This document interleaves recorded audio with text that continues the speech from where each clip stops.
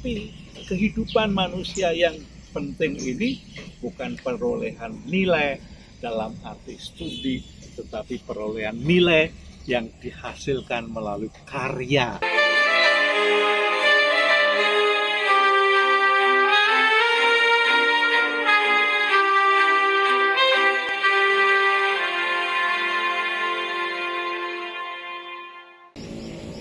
Ada orang yang terkenal gara-gara dia mengalami ketunanetraan atau ketunadaksaan atau yang lain-lain deh. Itu banyak sekali. Nah, pada saat ini saya ingin menyampaikan tentang orang yang mengalami tunanetra, tetapi dia sangat terkenal. Sekalipun beliau sudah meninggal 100 tahun yang lalu. Siapa dia? Dia adalah Fanny Crosby. Fanny Crosby ini kita sejak kecil. Ya, karena ketika lahir sebetulnya dia dalam kondisi normal. Tapi mengalami sakit mata dan ditangani oleh dokter, ternyata terjadi kesalahan sehingga ia mengalami kebutaan sepanjang hidupnya. Ia sangat terkenal dengan lirik-lirik ciptaannya yang jumlahnya mencapai 8.000 lebih. Bahkan digubah dalam sebuah lagu atau pujian yang hingga saat ini masih dinyanyikan oleh banyak orang. Fanny Crosby ini sempat dijuluki dengan Queen of Gospel Writer, yaitu ratu penulis lagu pujian. Sungguh luar biasa. Jadi Fanny ini menulis lebih dari 4. Tapi tentu saja ada yang mempengaruhi sehingga tingkat keberhasilannya sangat luar biasa. Pada tahun yang sama ketika dia mengalami kebutaan, ditinggalkan oleh bapaknya. Dan dia menjadi keluarga yang boleh dikatakan tidak berkecukupan. Dia dibesarkan, dididik oleh ibunya dan terutama oleh neneknya. Sehingga dia juga mengalami pendidikan di sebuah perguruan tinggi dan dia juga akhirnya juga menjadi guru di tempat dia belajar. Nah, itu tadi contoh bahwa orang yang mengalami ketidaksempurnaannya dalam hidup bahkan tidak pernah melihat keindahan dunia yang begitu luar biasa, baik itu pemandangan, baik itu kendaraan, baik itu keperluan-keperluan yang lain. Dan semuanya ia alami hingga kematiannya.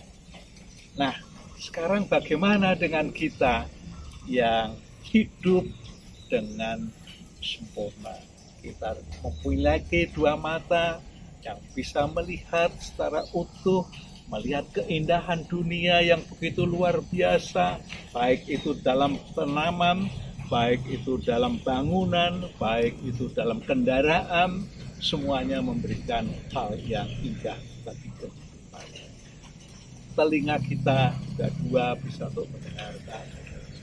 Mulut kita juga sempurna, bisa untuk berbicara.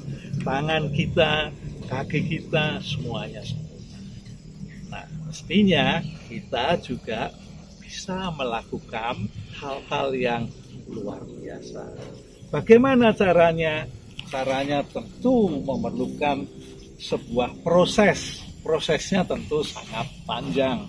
Boleh dikatakan adanya ketekunan, boleh dikatakan adanya komitmen, boleh dikatakan adanya kesiapan untuk terus-menerus berkarya.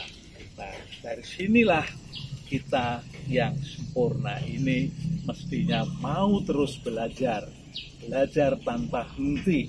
Karena belajar kalau hanya dibatasi pada ruang kelas, pada ruang kuliah, maka kita hanya terbatas pada perolehan nilai, tetapi tidak pada perolehan hasil.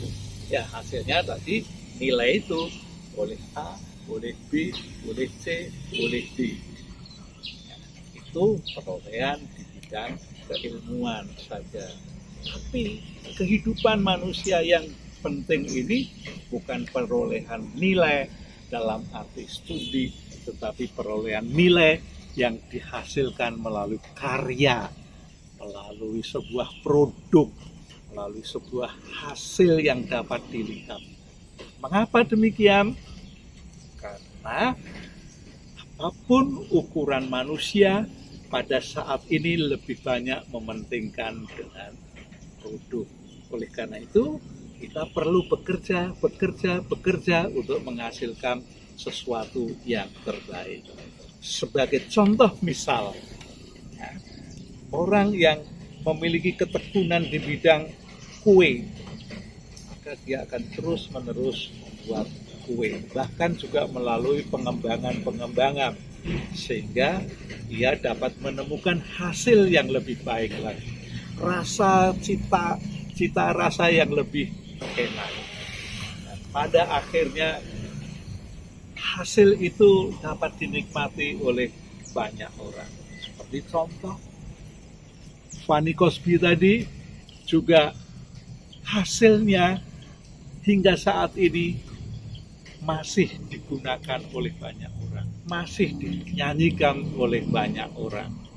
Tentu ini karena prestasi yang diperoleh oleh Fanny Cosby. Sekarang kita mestinya juga begitu.